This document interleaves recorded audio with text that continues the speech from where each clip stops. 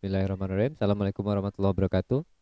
Eh, Pada pertemuan kali ini, bagaimana sebuah information system, organization, and strategy ya membentuk sebuah sistem informasi ya. Kita akan melihat bagaimana sih hubungannya sistem informasi ini dalam sebuah organisasi, apa manfaatnya gitu ya. Nah, kita lihat adapun yang akan kita coba kita pelajari hari ini adalah bagaimana cara kita mampu untuk mengidentifikasi ya fitur-fitur penting dalam organisasi ya, yang kemudian bisa digunakan atau bisa dijadikan eh, fitur tersebut untuk membuat sebuah sistem informasi ya. Nah, kemudian nanti kita akan belajar sedikit mengenai model Porter Competitive Force ya. Nah, bagaimana dia perusahaan kita mampu bersaing menggunakan sistem informasi. Jadi dengan menggunakan model analisis Porter Competitive Force ini nanti eh, kita lihat apa sih peran sistem informasi bagi perusahaan. Ya, kemudian kita akan coba lihat nanti bagaimana sih yang dimaksud dengan value chain dan eh, model value web ya, untuk membantu kita dalam mengidentifikasi peluang ya untuk sistem informasi yang sifatnya strategis gitu ya. Kemudian bagaimana sistem informasi membantu bisnis dalam memanfaatkan sinergi core kompetensinya dan strategi berbasis jaringan untuk mencapai keunggulan kompetitif atau competitive advantage ya. Kemudian menilai bagaimana tantangan yang dihadapi oleh sistem informasi strategis dan sistem dan manajemen solution nanti. Nah, kita kaji dulu pertama apa sih masalah yang dihadapi oleh berbagai macam perusahaan yang ada sekarang. Ya. Nah, beberapa perusahaan sekarang yang mereka hadapi adalah masalah bagaimana merek atau brand itu value-nya atau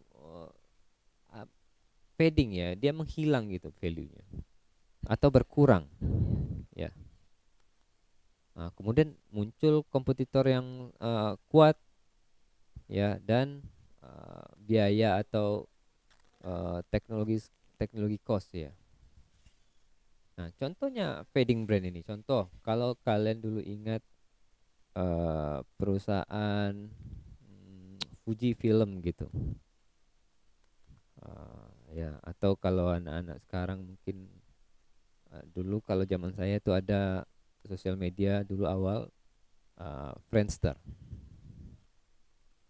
Begitu muncul Facebook, brand mereka tuh value-nya hilang. Bahkan sekarang Friendster tuh udah mati gitu ya. Nah, itu berbagai masalah yang dihadapi oleh perusahaan sekarang. Ya. Kemudian muncul yang namanya sistem informasi atau berbagai macam solusi di bidang IT. Ya, bagaimana IT ini merubah peta persaingan bisnis gitu ya. Nah, jadi sekarang masalah-masalah yang dihadapi oleh berbagai macam perusahaan itu kita coba gitu ya, atasi dengan masalah eh, atasi masalah tersebut dengan memberikan solusi yang berbasis ICT atau sistem informasi ya. Nah, kita akan lihat nanti bagaimana IT central role in defining competitive strategies. Bagaimana caranya dengan adanya sistem informasi ini tidak lagi hanya seputar dia menjadi sebuah apa ya, support, tapi dia sudah menjadi sebuah enabler, sehingga dengan enabler tadi dia menghasilkan sebuah competitive advantage ya. Nah, itu nanti kita coba lihat ya. Nah, sistem informasi dan perusahaan atau organisasi ini tentu saling mempengaruhi satu sama lain gitu ya. Ya, jadi sistem informasi itu kan asalnya dari organisasi itu sendiri. Jadi tidak organisasi ini memiliki ya struktur, proses bisnis, politik, culture, environment, dan uh, management decision. Nah, itulah yang akan membentuk bagaimana sebuah sistem informasi yang ada pada satu perusahaan akan berbeda dengan perusahaan lain ya. Walaupun mereka bergerak di bidang yang sama. Ya, tapi pola, structure, culture, politics dalam perusahaan itu walaupun mereka bersama-sama bergerak di misalnya di bidang sosial media, tapi mereka bisa menjadi memiliki sistem informasi yang tidak sama gitu ya. Karena mereka memang sejatinya secara structure, secara business process, politics, culture, environment, dan manajemen decisionnya polanya itu berbeda. Itu akan menghasilkan sebuah sistem informasi yang berbeda. Nah, ini seperti ini. Ya, jadi organisasi itu dengan adanya environment, culture, structure, business process, politics, dan manajemen decision tadi akan mempengaruhi sistem informasi. Begitu juga dengan adanya sistem informasi tadi akan mempengaruhi balik ya organisasi itu. Ya, sistem teknologi informasi ini dengan sendirinya nanti akan merubah organisasi.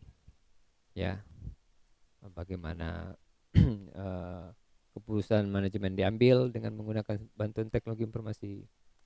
Ya, itu berpengaruh. Jadi mereka ini saling mempengaruhi satu sama lainnya. Ya, nah ini contohnya ya. Bagaimana manajemen, organisasi, dan teknologi ini bermuara pada sebuah sistem informasi yang menghasilkan suatu solusi bisnis. Ya, solusi bisnis tadi mengatasi challenge atau tantangan yang ada di dunia bisnis. Ya, menghasilkan opportunity baru. Ya, opportunity baru atau opportunities from new technology ya. Ya. Nah, ini sudah pada tahap dia sudah menjadi enabler ya. Nah, bukan hanya sebagai support. Nah, ini contohnya. Manajemen, ya, determine business strategy. Ini tugas-tugas mereka. Design new product and service.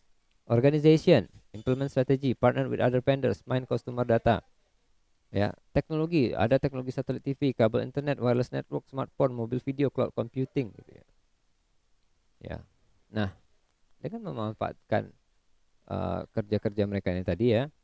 Ini apa yang dikerjakan oleh manajemen ya. Ya, ini apa yang dilakukan oleh organisasi atau unit-unitnya ya, mengimplementasikan strategi yang dibuat oleh pihak manajemen ya, menjalin kerjasama, menambang data customer, diwujudkan dalam sebuah sistem informasi didukung ya oleh teknologi tentunya. Nah, dapatlah digital product dan service. Ya, dihasilkan berbagai macam ya produk dan service digital. Ya. Nah, dengan adanya berbagai macam produk baru yang berbasis digital dengan teknologi yang memungkinkan ini, yang sesuai dengan tujuan strategis manajemen dan yang dibutuhkan oleh organisasi, maka muncullah yang namanya sistem informasi yang menghasilkan solusi bisnis ya, yang meningkatkan revenue, penghasilan, dan meningkatkan service untuk customernya.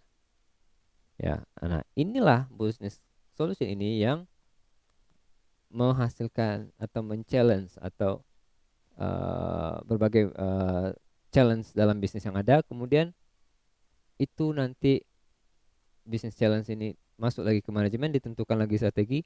Jadi ini saling feedback dia ya.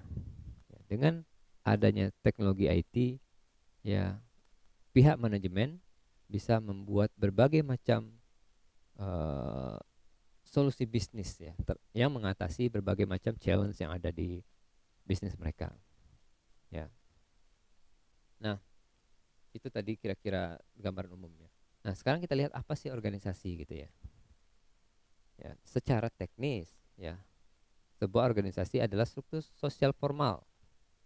Ya, struktur sosial formal yang mengolah sumber daya dari lingkungan dan menghasilkan luaran. Jadi dia mengolah sumber daya yang ada di lingkungan, baik itu sumber daya manusianya atau yang lain ya.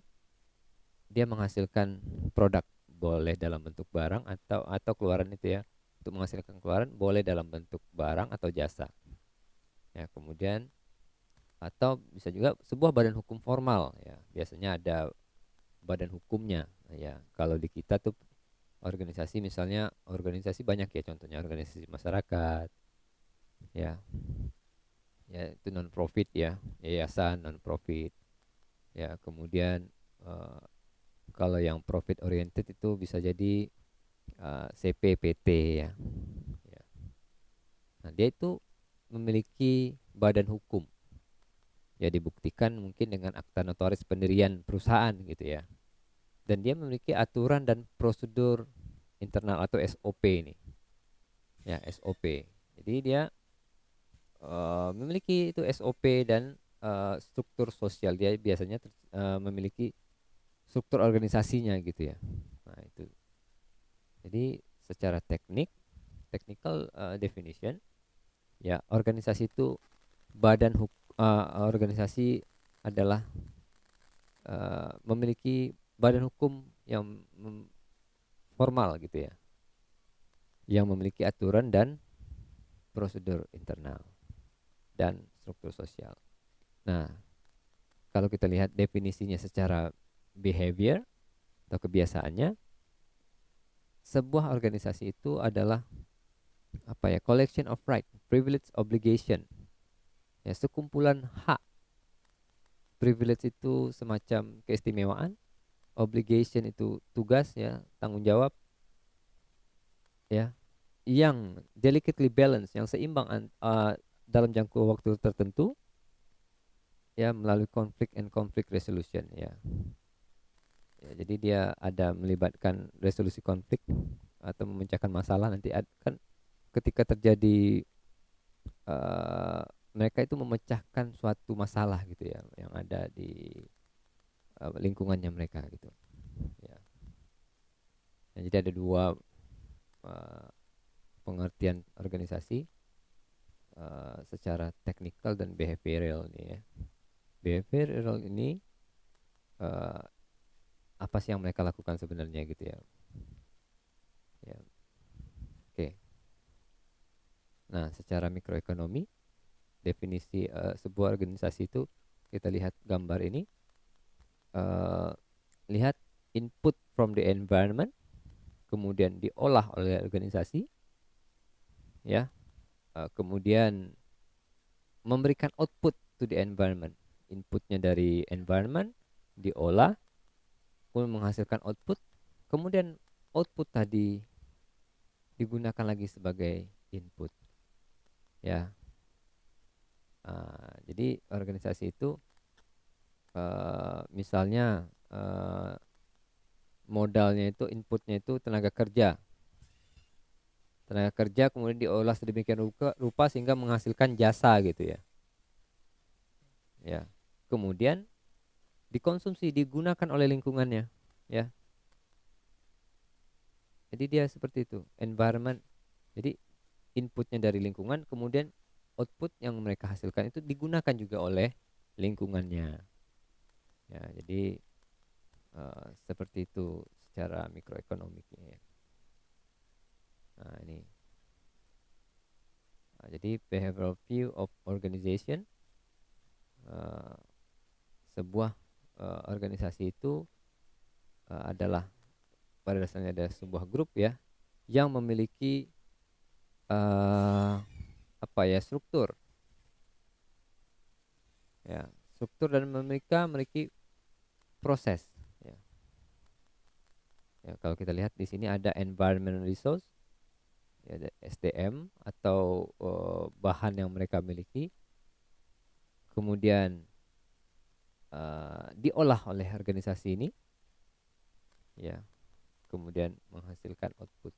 Nah, di dalam organisasi ini ada struktur hierarki, divisi-divisi, ada SOP, ada bisnis proses, ada budaya gitu ya.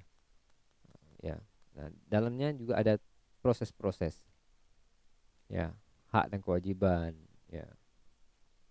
Kemudian nilai, norma dan orang-orang di dalamnya. Ya. Nah, ini beberapa features of organization ya. Ya. biasanya organisasi tadi memiliki sebuah rutin and business process. Ya, sesuatu yang mereka lakukan secara berkala atau rutin gitu ya. Ya, mereka memiliki organisasi politik juga ya, karena biasanya suatu organisasi itu adalah kumpulan dari beberapa proses ya. Jadi ada ketua bagian misalnya di kepegawaian ya, kemudian ada di bagian aset manajemen.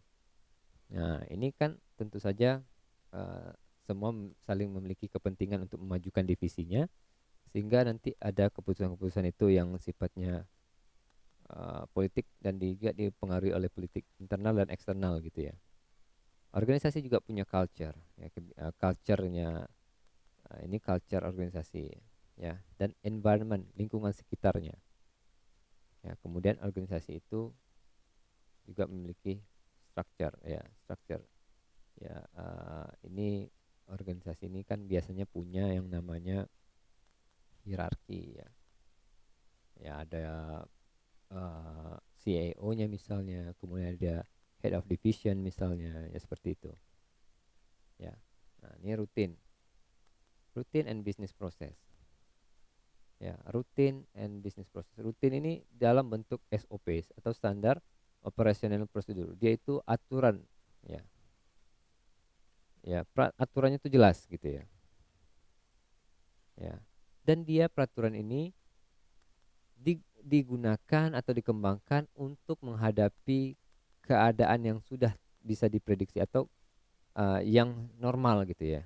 Tidak yang biasanya terjadi di perusahaan itu sudah ada SOP-nya. Ya. Nah, kemudian bisnis proses. Bisnis proses ini apa yang adalah koleksi dari rutin ini tadi. Ya. Ya, jadi misalnya bisnis prosesnya mereka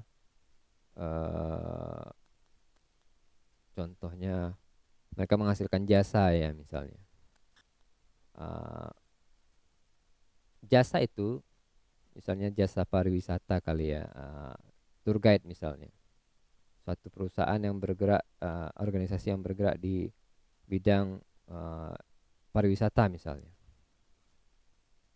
Ya, pariwisata. Nah, dia punya rutin-rutin atau hal-hal yang mereka standar, misalnya menyebut rutinitas tuh misalnya ketika terjadi booking oleh tamu untuk mereka tur wisata umroh misalnya gitu. Ada SOP-nya. Mereka misalnya meminta nama, kemudian menjelaskan apa yang akan mereka dapat, ya menjelaskan biayanya, ya. Uh, Kemudian nanti ada bagian yang mempersiapkan hotel gitu. Ada yang memesan hotelnya, ada yang memesan busnya. Ya. Nah, serangkaian rutin tadi membuat sebuah yang disebut dengan bisnis proses. Rangkaian tadi menjadi sebuah bisnis proses. Ya, collection of routines. Ya, inilah bisnis proses. Nah, business firm itu collection of businesses process ya. Ya, sebuah perusahaan bisnis itu dia terdiri dari bisnis prosesnya banyak gitu ya. Ya, jadi seperti itu. Jadi dimulai dari rutinnya, hal-hal apa yang mereka lakukan, ya kemudian hal-hal tersebut menjadi sebuah bisnis proses, dan bisnis proses yang kalau kita kumpulkan menjadi sebuah perusahaan bisnis. Nanti ada gambarnya. Ini seperti ini ya. Ya. Ya, nah ini organisasi terdiri dari rutinitas dan perilaku individu yang sekumpulannya membentuk sebuah bisnis proses. Ya, kalau kita ibaratkan ini bisnis proses satu, ya, bisnis proses dua, ya. Nah, kalau ini semua dikumpulkan tadi seperti tadi, dia akan membuat sebuah firm atau perusahaan. Ya.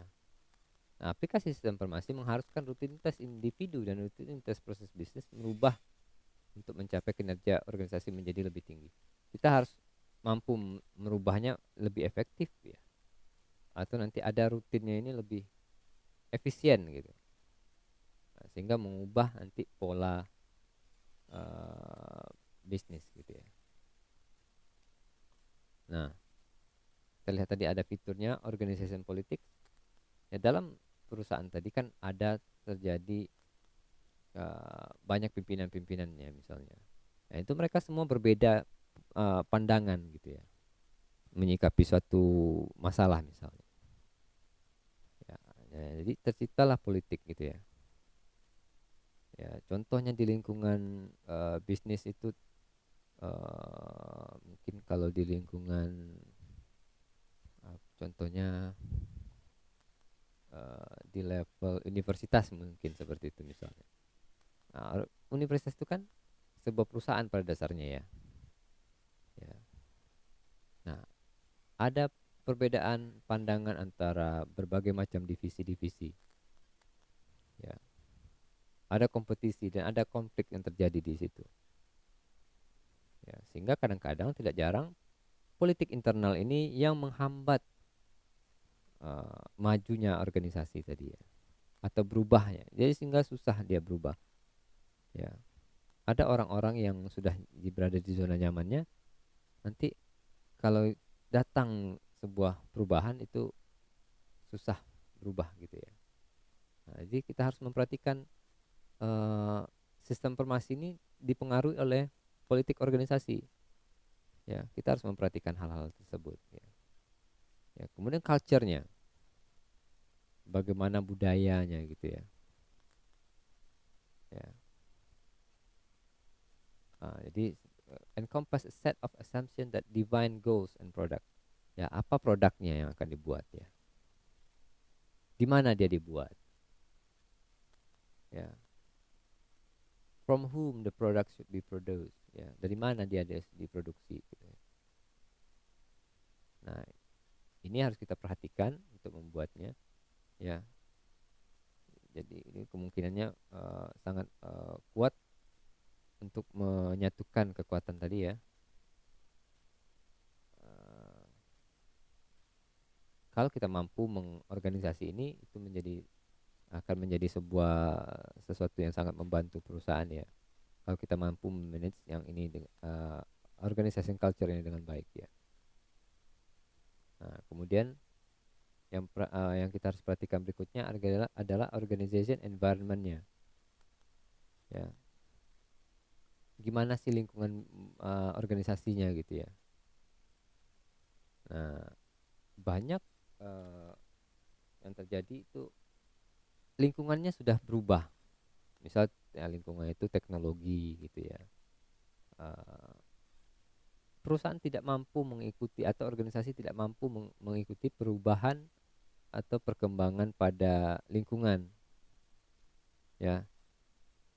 Organisasi can influence their environment, but environments generally change parts faster than organization. Jadi organisasi itu kadang tidak mampu mengikuti perkembangan lingkungannya karena perubahan lingkungan itu cepat biasanya. Ya.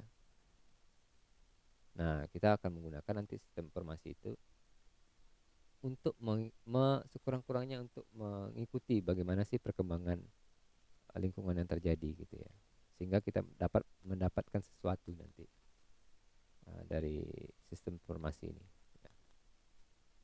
Nah, jadi seperti ini. Kalau diibaratkan seperti ini, perusahaan ya, maka ada di situ hal-hal yang mempengaruhi perusahaan tadi, ya. Di situ ada environment, resource, and constraint, masalah-masalah lingkungannya. Ada nanti perusahaan dipengaruhi oleh pemerintah pastinya, kompetitor, customer berubah, ada financial institution, peraturan keuangan misalnya, culture atau budaya perusahaan, ya. Kemudian knowledge dan teknologi berubah gitu ya. Nah, dia akan disaring oleh sistem informasi ini, ya. Nah, jadi dia nanti sehingga dia akan menjadi lebih nampak ya, lebih gampang kita mengambil putusan dengan adanya berbagai macam pengaruh dari internal dan eksternal ini. Ya.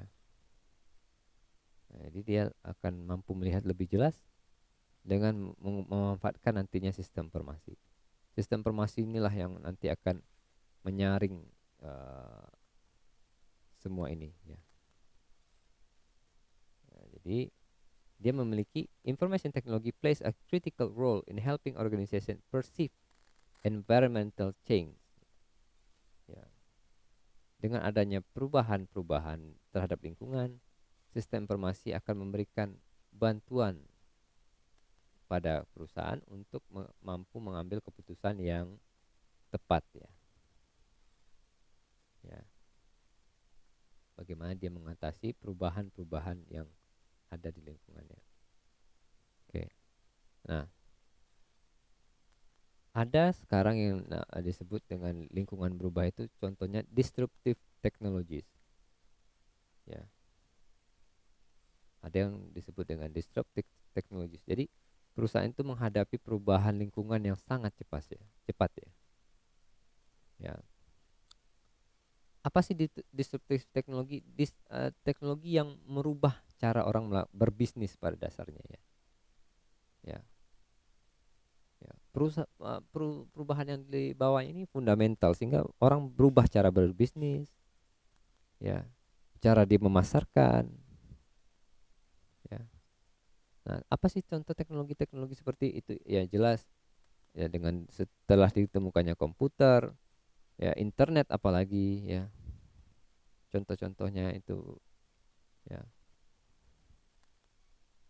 ya. Jadi kita untuk menyikapi disruptive teknologi ini, ya, ada pihak-pihak yang memang menjadi first moversnya atau mereka itu uh, yang menemukan teknologinya, atau ada yang menjadi followernya, mereka uh, mengikuti ya, ya mereka uh, mengadaptasi itu dengan cepat gitu. Mereka bukan menemukan tapi mereka cepat ya untuk mengadaptasi teknologi itu ya. Nah, jadi disruptive teknologi ini perusahaan itu mau tidak mau harus beradaptasi dengan teknologi. Kalau enggak dia akan mati ya. Dan teknologi disruptif ini berbeda pada banyak sektornya ya. Contohnya nanti ada ini misalnya pada teknologi mikroprosesor atau chip gitu ya. Ya. Nah, sekarang bergerak ke mikroprosesor. Ya, teknologi mikroprosesor. Jadi perusahaan-perusahaan yang memproduksi transistor seperti GE atau General Electric itu sekarang menurun produksinya gitu, otomatis. Kalau mereka nggak mau uh, melihat perkembangan teknologi ini, ya. Jadi mikroprosesor itu sekarang Intel, Texas Instruments ya, kalau yang banyak mengadopsi ini ya. Nah, ada lagi teknologi personal komputer, ya.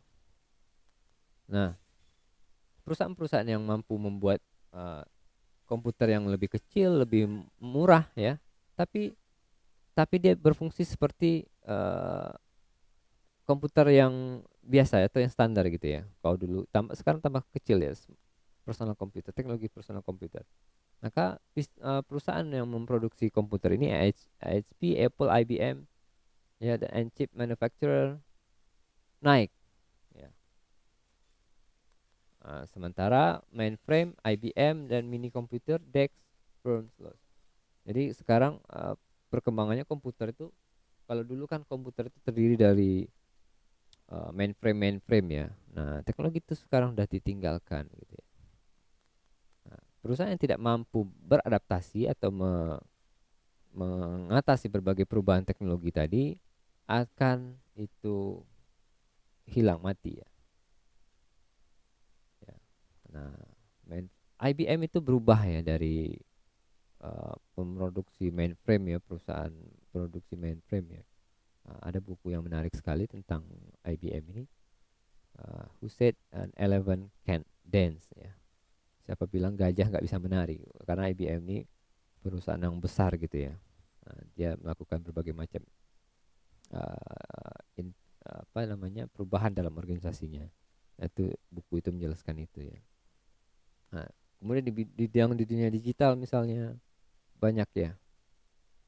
Orang udah tahu dulu, uh, kalau ada yang pernah dengar dulu Kodak gitu ya. Ya, sekarang sudah mati ya di yang menggunakan film gitu itu udah mati ya, digantikan sekarang dengan kamera digital gitu ya. Jadi perusahaan-perusahaan seperti Nikon, Canon gitu maju. Sementara perusahaan-perusahaan yang menggunakan film, Kodak gitu ya. Kalau kalian ingat dulu ada kamera-kamera yang lama atau masih pernah menggunakan itu otomatis hilang gitu ya. Nah, itu disruptive technologies. Nah, dengan kalau kita mampu menghadapi berbagai teknologi disruptif ini, kita akan perusahaan kita akan mampu bersaing, eh, ya untuk atau bahkan dapat memberikan berbagai macam solusi bisnis yang baru gitu ya. Itu perusahaan kita. Nah, kemudian kalau kita lihat lagi five basics kind of organization structure. Nah, ini struktur organisasinya ya.